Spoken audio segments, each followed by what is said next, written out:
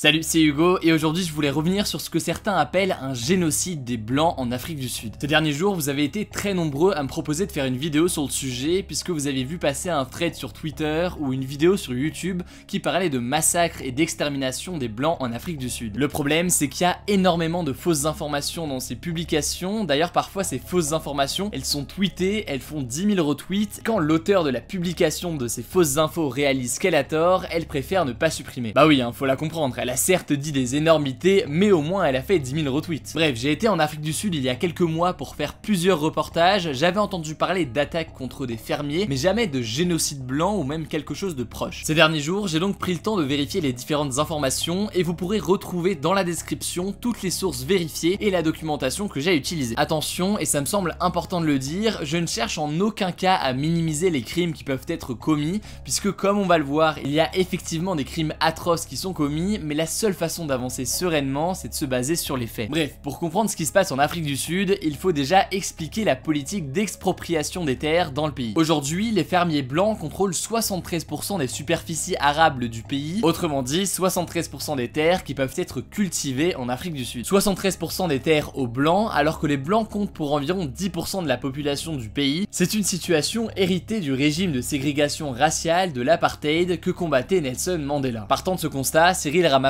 le président de l'Afrique du Sud, issu du parti Nelson Mandela, l'ANC, et appuyé par un parti controversé, l'EFF, a annoncé vouloir accélérer l'expropriation des terres des fermiers blancs, et ce sans compensation. Concrètement, il s'agit donc de prendre les terres appartenant aux fermiers blancs aujourd'hui pour les distribuer aux noirs, notamment les plus modestes, et ce sans compensation pour les fermiers blancs, autrement dit pas d'argent versé ou autre en échange. L'expropriation et la non-compensation financière, le gouvernement le justifie par le fait que les terres expropriées, à l'origine, elles appartenaient aux noirs avant d'être reprises par les colonies d'Afrikaners dès le XVIIe siècle. Sur le plan économique, l'expropriation elle est vraiment contestée, elle rappelle la politique de Mugabe au Zimbabwe, très similaire, qui avait plongé le pays dans une profonde crise économique en faisant chuter la production. Bref, évidemment, cette mesure, elle ne justifie en aucun cas les meurtres et les atrocités que l'on va voir ensuite, mais pour bien avoir le contexte, c'est important d'être au courant de cette mesure. Alors, venons-en à la question très sensible des attaques et des meurtres des fermiers blancs en Afrique du Sud. D'abord, ce qu'il faut dire, c'est qu'il est vrai que les fermiers blancs ont été la cible d'attaques depuis la fin de l'apartheid. Le prix Nobel de littérature en 2003, John Maxwell Coetzee, dans son ouvrage Disgrace, décrit ainsi la peur des fermiers blancs à la fin des années 90, lorsqu'ils sont la cible de vagues d'assassinats par des noirs, tant par revanche de l'apartheid que par volonté de reprendre des terres qui leur appartenaient souvent à l'origine. Les fermiers se barricadent donc très souvent dans leurs fermes pour se protéger d'éventuelles attaques. Mais la réalité, c'est que depuis 1998, le nombre de meurtres de fermiers,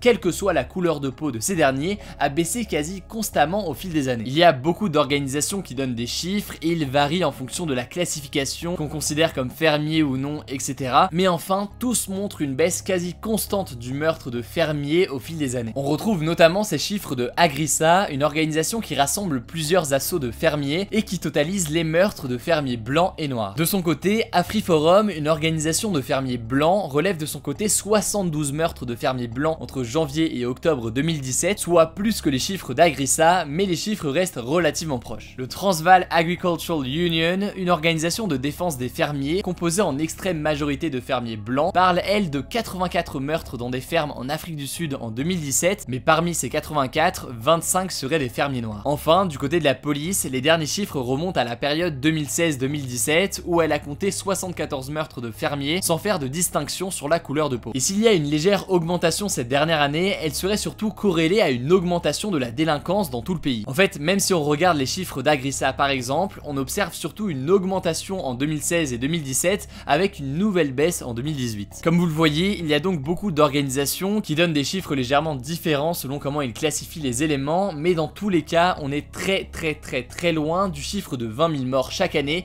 que j'ai vu passer à beaucoup d'endroits. Ce chiffre de 20 000 morts, il a notamment été diffusé sur un thread sur Twitter qui a fait plus de 10 000 retweets, alors que le chiffre sort absolument de nulle part et qu'il est introuvable, hormis ici, dans un commentaire d'une personne anonyme et sans source sur un média d'opinion qui souhaite, je cite, interdire l'islam en France. En réalité, 20 000, c'est le nombre de meurtres en moyenne chaque année dans toute l'Afrique du Sud, meurtres de noirs et de blancs compris, et pas seulement dans des fermes. Plusieurs contenus affirment que les meurtres de fermiers blancs sont enregistrés comme de simples vols et jamais comme des meurtres. Or, rien ne prouve cela, et comme on l'a vu, des rapports précis sont établis commis chaque année par des organisations de fermiers, y compris des fermiers blancs qui n'auraient aucun intérêt à mentir. Au vu de tous ces éléments, il est donc factuellement faux de parler de génocide des blancs en Afrique du Sud. Le terme de génocide, les définitions varient, mais l'ONU le définit notamment comme étant un acte commis dans l'intention de détruire, ou tout ou en partie, un groupe national, ethnique, racial ou religieux. Ici, force est de constater que ce n'est pas le cas, et pour votre info, un massacre en Afrique du Sud que l'on peut qualifier de génocide, il y en a eu un, mais c'était entre 1884 et 1911, le massacre de 65 000 Hereros et près de 20 000 Namas par des troupes coloniales allemandes. D'ailleurs, l'auteur même du thread qui a fait plus de 10 000 retweets a avoué que le terme de génocide était beaucoup trop fort. Enfin, beaucoup de contenu se basait sur un documentaire de Lauren Southern qui n'est en aucun cas une journaliste comme ses contenus l'affirment,